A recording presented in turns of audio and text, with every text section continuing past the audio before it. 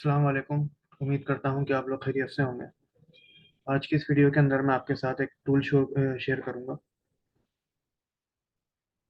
अस्सलाम वालेकुम। उम्मीद करता हूँ कि आप लोग खैरियत से होंगे। आज की इस वीडियो के अंदर मैं आपके साथ एक टूल शेयर करूँगा जो कि बेसिकली गूगल शीट के ऊपर कंपाइल किया गया है। अस्सलाम वालेकुम। उम्मीद करता हूँ कि आप लोग खैरियत से होंगे। आज की इस वीडियो के अंदर मैं आपके साथ एक टूल शेयर करूँगा, दराज product profit and loss calculator के नाम से। और इस टूल की मदद से आप अपने प्रोडक्ट की प्राइस जो है वो कैलकुलेट कर सकेंगे कि आपको प्रोडक्ट जो है वो प्रॉफिट देकर जाएगी या फिर आपको लॉस देकर जाएगी। तो आप यहाँ इस टूल की मदद से आप अपने प्राइसेस को सेट कर सकते हैं। ये टूल जो है गूगल शीट के ऊपर कंपाइल किया गया है, तो इसको आप अपने लैपटॉप से भी और मोबाइल से भी एक्सेस कर सकते हैं। ये जो टूल है ये 3 हिस्सों में डिवाइडेड है। इसका पहला हिस्सा अगर सेल्स और सोर्सिंग प्राइस का है। इसके अलावा इसका जो दूसरा हिस्सा है वो पैकेजिंग मटेरियल से रिलेटेड है। और जिसका जो तीसरा हिस्सा है वो दराज की तमाम तर फीसेस से रिलेटेड है। तो आइए चलें इसको एक्सप्लोर करते हैं। इस टूल का जो ये कॉलम है, ये हिस्सा है, यहाँ पर आप अपनी सेलिंग प्राइस को इनपुट करते हैं और अपनी सोर्सिंग प्राइस जो कि आपको होलसेल रेट्स पे कोई भी चीज़ मिलती है उसके प्राइस को आप यहाँ पे एंटर करते हैं।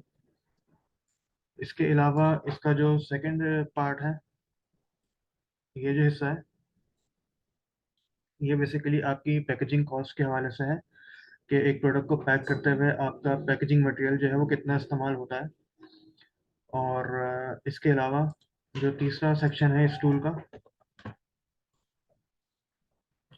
वो रिलेटेड है दराज की एक्सपेंसेस या फिर दराज की तमाम फीसेस से रिलेटेड। तो आज चलें इसको एक्सप्लोर करते हैं सही से। अ, यहाँ पर देखें सिलेक्ट मटेरियल का ऑप्शन है। यहाँ पर ड्रॉप डाउन मेन्यू से आप देख सकते हैं कि यहाँ पर डिफरेंट टाइप्स के जो मटेरियल्स हैं उनके यहाँ पे नाम लिख दिए गए हैं। और फिर इस हिस्से में इनकी पर यूनिट कॉस्ट, मतलब एक पैकेजिंग मटेरियल आपको कितने का पड़ता है, वो यहाँ पे लिख दिया गया है। मिसाल के तौर पर जो लार्ज बॉक्स है वो आपको तकरीबन 70 रुपये का पड़ता है और जो स्मॉल फ्लायर है वो आपको तकरीबन 11 रुपये का पड़ता है।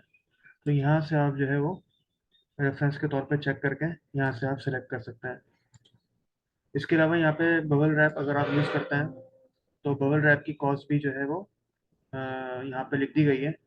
जैसे कि अगर आप 1 स्क्वायर फीट आपका बबल रैप इस्तेमाल होता है तो उसकी प्राइस भी यहाँ पे लिख दी है हमने। अगर हाफ स्क्वायर फीट यूज़ होता है और अगर क्वार्टर स्क्वायर फीट यूज़ हो रहा है तो वो भी हमने यहाँ पे मेंशन कर दिया ताकि आप उसको सेलेक्ट कर सकें। इसके अलावा प्रिंटिंग कॉस्ट 5 रुपये, 7.5 रुपये, 10 रुपये, 15 रुपये, जो भी आपकी प्रिंटिंग कॉस्ट आती है आप इसको भी यहाँ पे सेलेक्ट कर सकते हैं। तो ये आपको आपकी टोटल पैकेजिंग कॉस्ट बता देगा।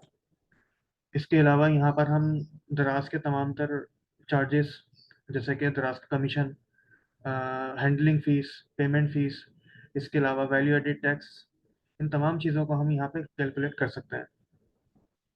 और जैसे ही हम इन तमाम चीज़ों को कंबाइन करते हैं तो ये हमें हमें बता देता है कि हमें हमारे प्रोडक्ट के ऊपर प्रॉफिट हो रहा है या लॉस हो रहा है। तो चलें इसको देखते हैं।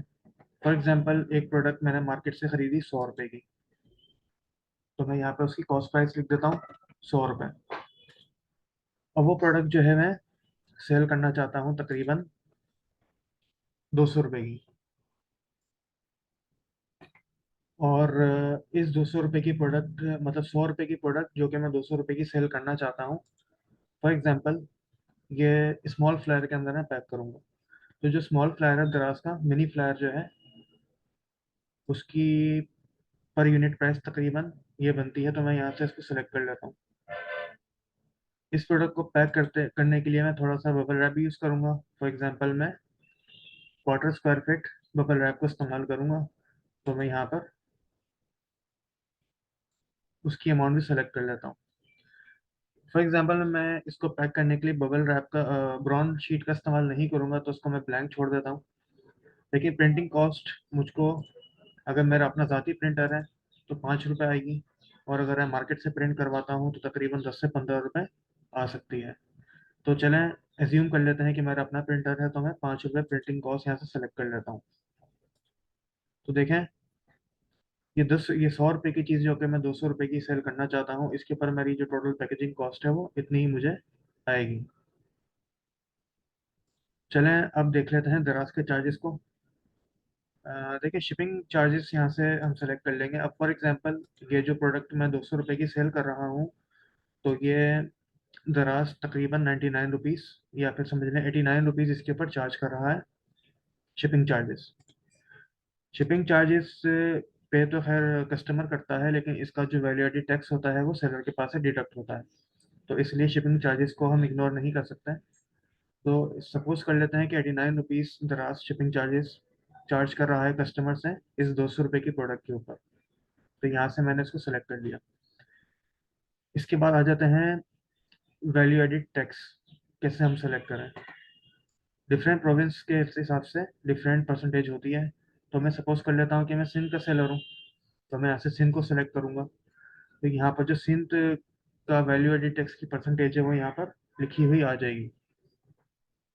अगर मैं पंजाब का सेलर हूँ तो यहाँ से पंजाब सेलेक्ट कर लूंगा, वरना इस्लामाबाद, या फिर मैं स्टैंडर्ड के ऑप्शन को सिलेक्ट कर लूंगा।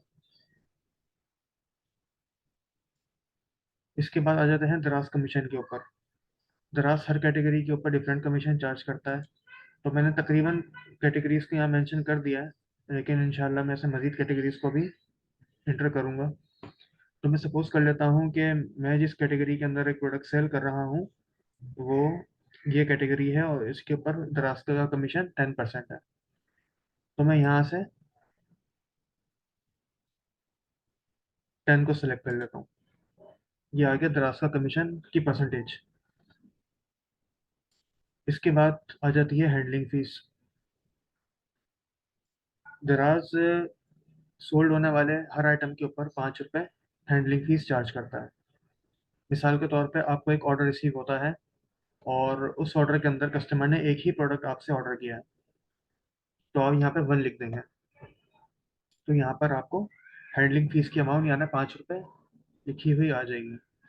लेट सपोज कस्टमर ने ऑर्डर तो एक प्लेस किया है, लेकिन कस्टमर ने उस ऑर्डर के अंदर दो चीज़ें ऑर्डर की हैं। तो अब यहाँ पर हम एक नहीं बल्कि दो लिखेंगे, क्योंकि हमारे नंबर ऑफ आइटम्स दो हो गए।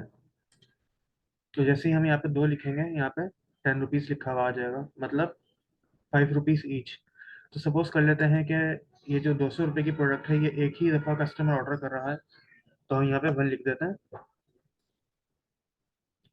तो ये देखें, हमारे पास तमाम तर कैलकुलेशंस होकर आ गई हैं और अब हमें इस टूल ने बता दिया है कि हमें इस 100 रुपये की प्रोडक्ट के ऊपर जो हम 200 रुपये की सेल करना चाहते हैं, तमाम तर पैकेजिंग और तमाम तर दराज के एक्सपेंसेस के बाद तकरीबन 40 रुपये प्रॉफिट देकर जाएगी।